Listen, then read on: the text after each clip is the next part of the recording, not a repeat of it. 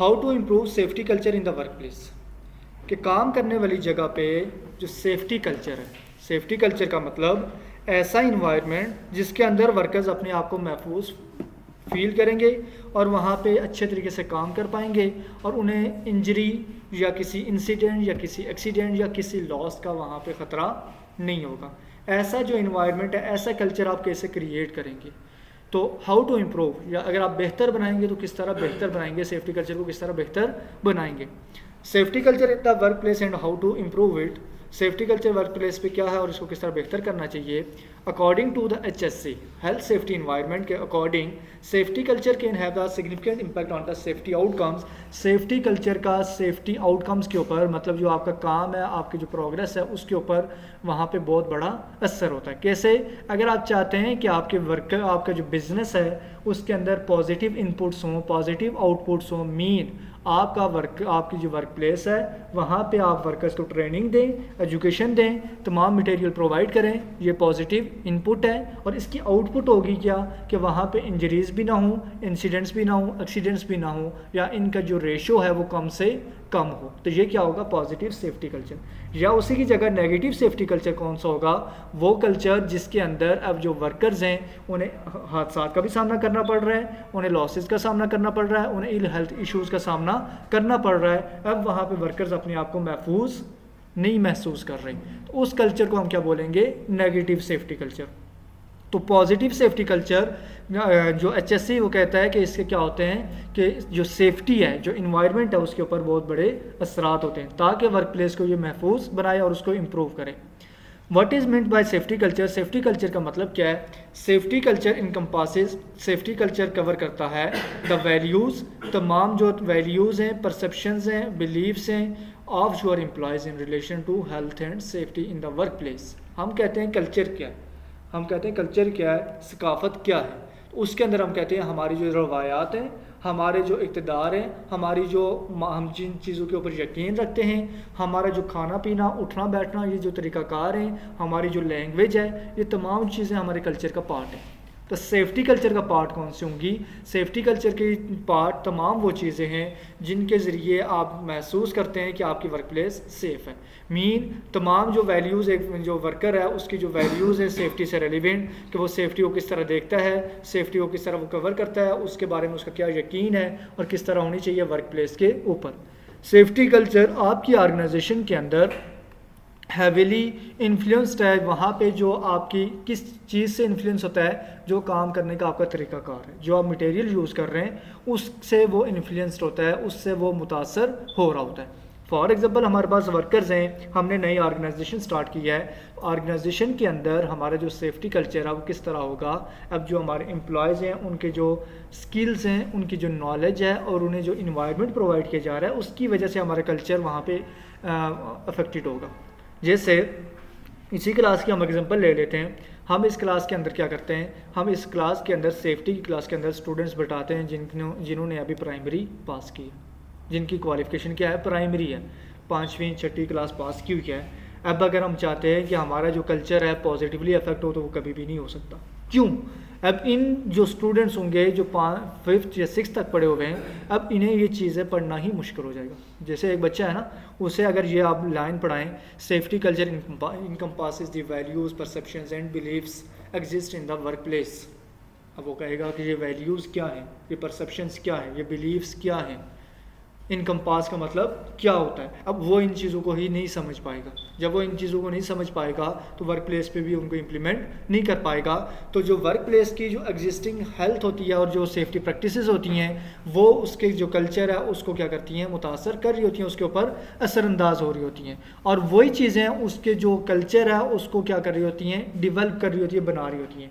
अब जो वर्कर्स की प्रैक्टिसेस हैं, वर्कर्स का जो काम करने का मेथड है, वहाँ पे बिहेवियर है, अब वो क्या करेगा, या तो उसे पॉजिटिव वे के अंदर लेके जाएगा या तो नेगेटिव वे के अंदर जाएगा।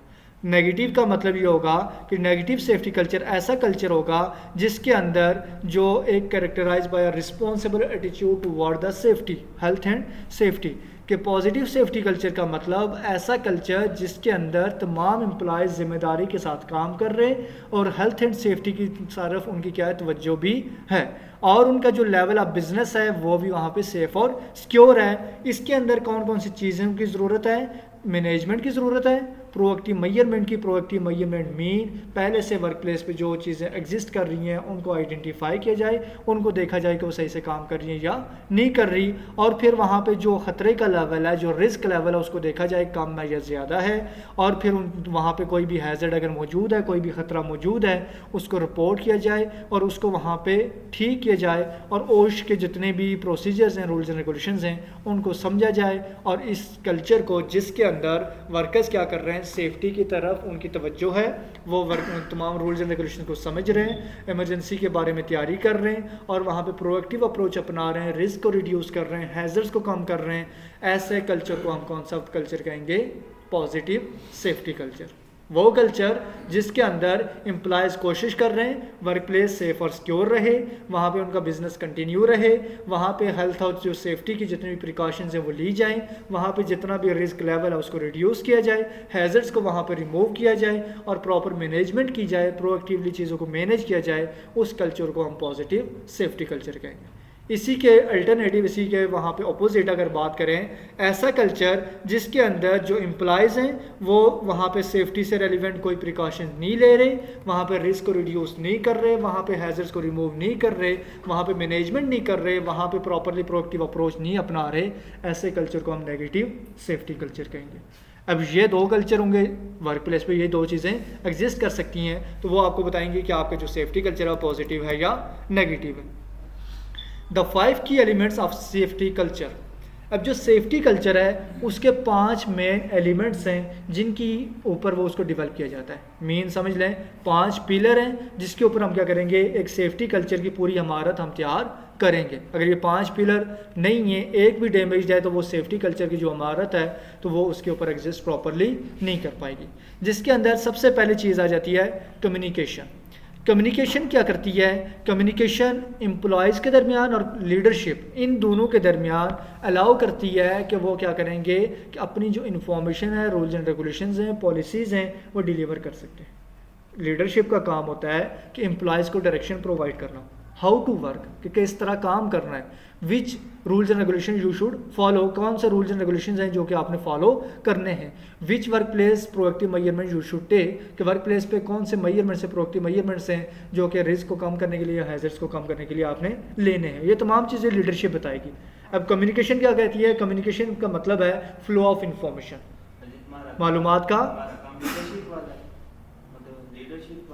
अब वो आप दरमियान में होते हैं, सेफ्टी ऑफिसर मिड के अंदर है, मिड के अंदर क्या, उससे ऊपर मैनेजर भी है, सुपरवाइजर वगैरह उसके ऊपर होते हैं, नीचे वहाँ पे सेफ्टी ऑफिसर है, सेफ्टी ऑफिसर से नीचे फिर एम्प्लॉयज़ हैं। अब सेफ्टी ऑफिसर का काम है कि ब्रिज वहाँ पे बनाना, पुल बनाना। पुल कैसे? कि जो वहाँ पे आपकी लीडरशिप है, जो आपकी वहाँ पे सुपरवाइज़र है, मैनेजर्स हैं, वो जो रूल्स एंड रेगुलेशंस बना रहे हैं उनको विदाउट एनी बैरियर एम्प्लॉयज़ तक पहुँचाना, और एम्प्लॉयज़ के जो इश्यूज़ हैं वो मैनेजमेंट तक लेके जाना, और उनके लिए कोई डिसीजन वगैरह लेना, ये अब आपका काम होता है। अब आपका जो लेवल है ना तो बहुत हाई होता है ना तो वो लो होता है, आप होते हैं मिड के अंदर। मिड के अंदर आपने काम करना होता है, आप रूल्स एंड रेगुलेशंस खुद नहीं बना रहे होते, मैनेजमेंट जो होती है वो रूल्स एंड रेगुलेशंस बनाती है। आपका काम होता है उन रूल्स एंड रेगुलेशंस को लेना और उनको इम्प्लीमेंट करवाना। इम्प्लीमेंट करवाने के लिए ज़रूरी है कि पहले उनको डिस्कस किया जाए, उनको कम्युनिकेट किया जाए एम्प्लॉयज़ तक, एम्प्लॉयज़ उनको प्रॉपरली समझ सकें। तो कम्युनिकेशन का मतलब भी यही है कि अब एम्प्लॉयज़ और लीडरशिप के दरमियान ओपन टॉक होगी, जिसके अंदर वहाँ पे जो रिस्क मौजूद है उसके बारे में डिस्कशन होगी, जो हैज़र्ड्स हैं वर्क प्लेस पे उनके बारे में डिस्कशन होगी। जब इन चीज़ों के बारे में डिस्कशन होगी उसके बाद ही वहाँ पे सेफ्टी कल्चर प्रमोट हो सकता है, क्योंकि हमने पहले बात की है सेफ्टी कल्चर की प्रमोशन के लिए इंपॉर्टेंट है वर्क प्लेस पे जो हैज़र्ड्स हैं, जो रिस्क हैं, उनको कम किया जाए। सेकेंड चीज़ ट्रेनिंग है, ensuring your staff has sufficient training. ये इंश्योर करना, ये कंफर्म करना कि जो वर्क प्लेस पे स्टाफ मौजूद है वो एक्सपीरियंस्ड है, वो क्वालिफाइड है, तो ये आपके वर्क प्लेस की जो सेफ्टी है और वर्क प्लेस पे जो सेफ्टी कल्चर है, उसकी जो हेल्थ है, उसके लिए इंपॉर्टेंट है, उसको मेंटेन करने के लिए। ट्रेनिंग नेक्स्ट चीज़ आ गई जो कि सेफ्टी कल्चर को प्रोमोट करेगा, जैसे हमने पहले बात की है। अगर अनस्किल्ड स्टाफ है या वहाँ पे उसके पास एजुकेशन नहीं है तो सेफ्टी कल्चर को कभी भी वहाँ पे इम्प्लीमेंट नहीं कर पाएगा, कभी भी उसको फॉलो नहीं कर पाएगा। Then leadership. अब हमने पहले बात की है कि ओपन कम्युनिकेशन होनी चाहिए इन दोनों के दरमियान। तो ओपन कम्युनिकेशन के बाद वहाँ हमने बात की कि जो लीडरशिप है और उसके और वहाँ पे एम्प्लॉयज़ के दरमियान।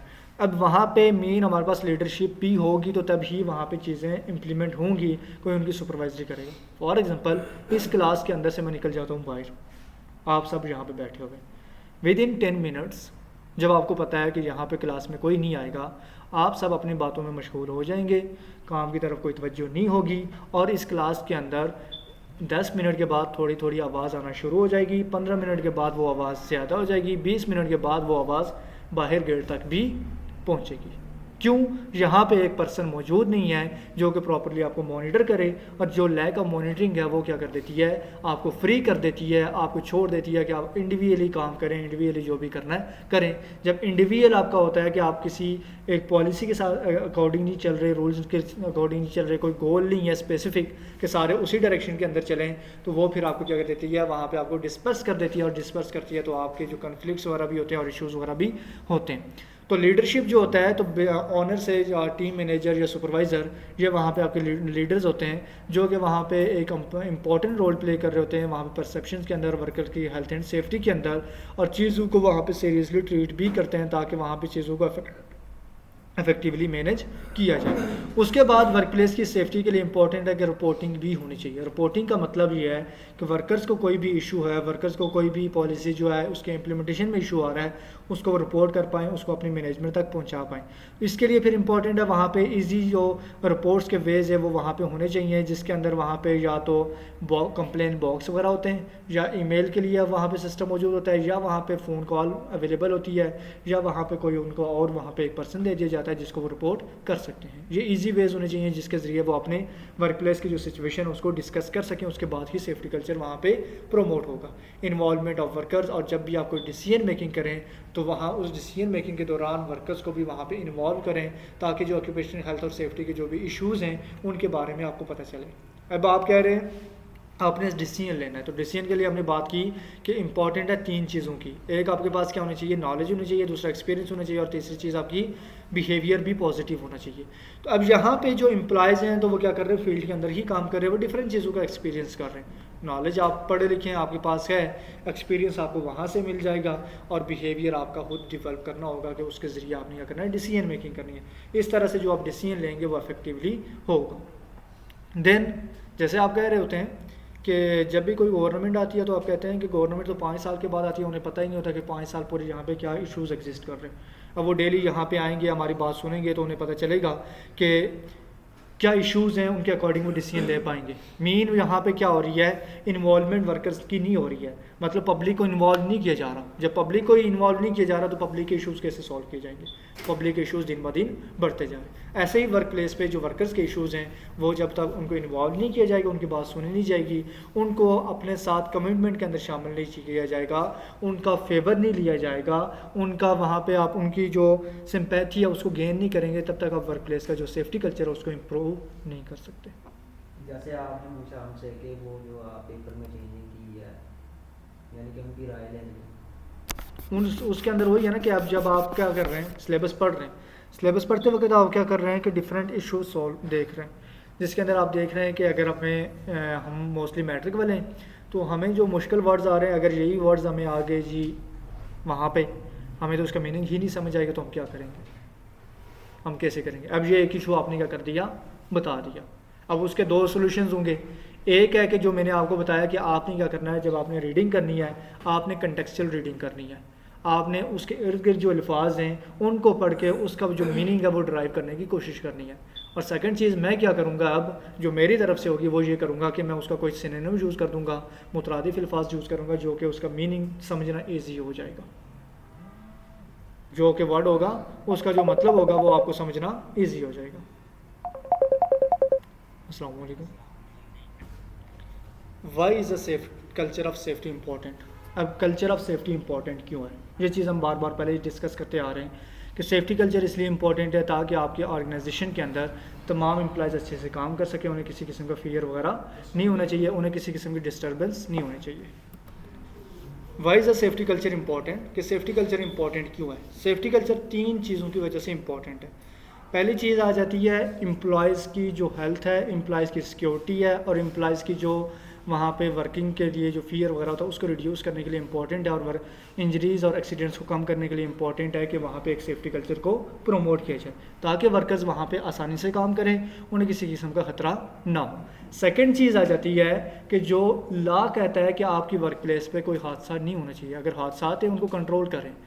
लीगल वैल्यूज़ को, लॉ को प्रोटेक्ट करने के लिए, लॉ को फॉलो करने के लिए भी इंपॉर्टेंट है कि सेफ्टी कल्चर को फॉलो किया जाए। लीगल जो पॉइंट ऑफ व्यू है उसके अकॉर्डिंग भी सेफ्टी कल्चर इंपॉर्टेंट है। तमाम वो स्टेप्स लिए जाएं जिसके ज़रिए वहाँ पे वर्क प्लेस पे सेफ्टी कल्चर को वहाँ पे प्रमोट किया जाए और वहाँ पे उसके अकॉर्डिंग रूल्स एंड रेगुलेशंस को फॉलो करवाया जाए और उनको इम्प्लीमेंट किया जाए।